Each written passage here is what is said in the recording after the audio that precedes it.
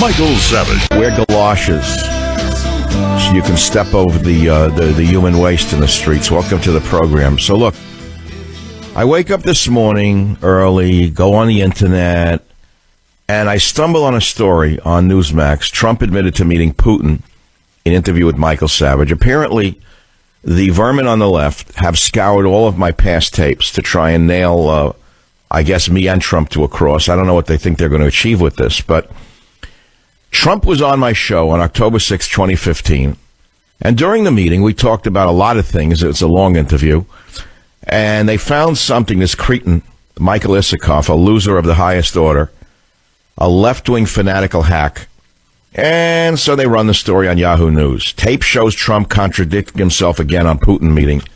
I don't know why that's a big deal. And then they write the story, President-elect Donald Trump told a radio interviewer, well, that's a step up, Michael. Now I'm a radio interviewer. That's nice. I'm no longer a right-wing ideologue, right-wing, that he had met Vladimir Putin one time a long time ago and that he got along with him great. A statement that conflicts with his later denials during the campaign that he ever met or spoken with the Russian president. The newly surfaced audio tape, like it's like a big investigative report here, uncovered by a political opposition research group. You know who that is, don't you?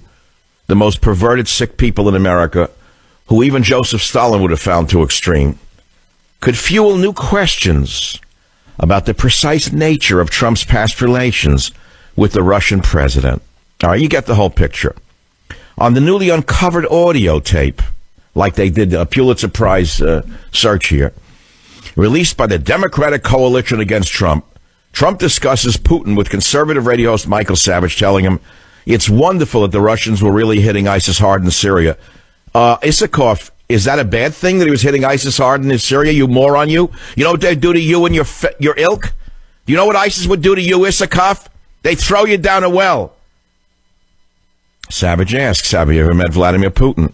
Yes, Trump answers emphatically. You have? Savage follows up. Yes, a long time ago. We got along great, by the way. Savage then asked, if you win the presidency, do you feel you can do business with Vladimir? Trump says, yes, I do. I think I would get along very well. I had the Miss Universe pageant, believe it or not, in Moscow 2 years ago. I got many of the Russian leaders, the top people in Russia, honestly. These are people, they are looking to do things. Then the left-wing fanatics go on to say, Trump's responses to Savage add to the confusing, flatly contradictory comments the president-elect has made about his past dealings with the Russian press. Well, you get the whole picture. The narrative is Russia. Russia bad. This is funny to children of communists who revere Joseph Stalin. Somehow they hate Putin. I don't get that part of it. But they can't get enough of Putin. But as I said yesterday, if they discover that the number one salad dressing served at Trump's Mar-a-Lago is Russian dressing, I'm positive that will be a result that will result in a Senate hearing, probably run by some jackass or other from San Francisco. Is it true, Mr. Trump, that Russian dressing is the number one dressing you serve at Mar-a-Lago? Yes or no, sir? We don't want anything equivocal here. You get the whole picture. Okay, so what do I make of this? Tape shows Trump contradicting himself on Putin meeting. That's the headline.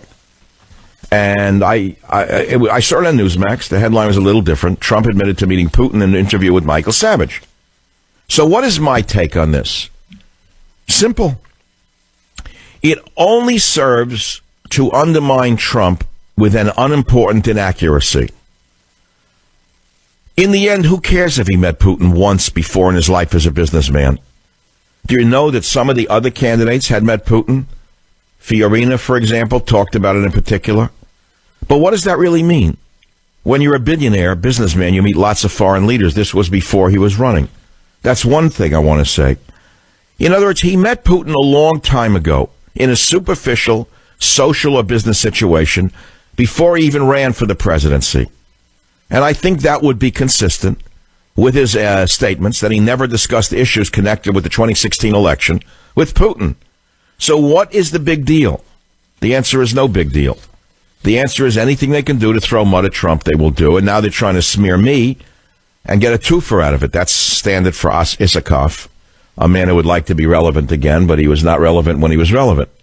Even when Isikoff was relevant, he was irrelevant. But what does it what does it really mean that they're trying to pit me against Trump and Trump against me? What it means is they're trying to drive a wedge between the Donald Trump transition team and Michael Savage. Well, maybe they have, maybe they haven't. Maybe they'll say he should never go on my show again. But I actually didn't set him up with the question. I just had a wonderful interview with Donald Trump on October 6, 2015, which you'll hear in a moment.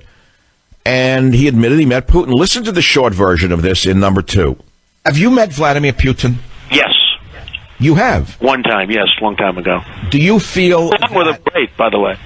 I'm saying if you do win the presidency, and I certainly hope you do you feel that you could do business with Vladimir? Yes, I do. And that's what I do. You know, deals are people. Deals aren't deals. Deals are people.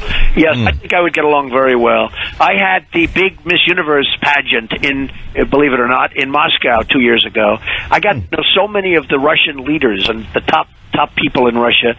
I mean, honestly, these are people. They're looking to do things. All right. By the way, it sounds like they're speeding his tape up. That's not the cadence of Donald Trump. This came from the people, the opposition people. I think they're speeding up the tape to make it sound different. Well, whatever. They didn't change the words to their credit. So what actually is about why is this a scandal? I don't know. I don't think it's a scandal. A real scandal is that the U.S. President Barack Obama is going to leave the White House as a very rich man, and as well as Michelle, and we found out how much he is worth. Have any of you asked how the outgoing liar has been able to buy 3 big houses in the last 3 months? 3 big houses. He only makes $400,000 a year. Where did he get the money to buy 3 big houses? To me, that's a bigger scandal. And by the way, Issakoff, here's another big scandal for you. Obama today made a wave of final appointments for well-connected friends and celebrities. Did you know that? That's also a scandal, but of course, apparently you don't see that. You're blind in one eye. But like all Cyclops, your limited vision is quite entertaining to those of us who have global vision. So what am I going to ask you, the audience? Trump admitted to meeting Putin in an interview with Michael Savage. The left is trying to make it into a big deal. Is it a big deal? Well, I don't know. Do you think you want to hear the whole interview? I hope so, because you're going to hear it anyway. The phone number here is 855-407-282 if you had a comment on this story.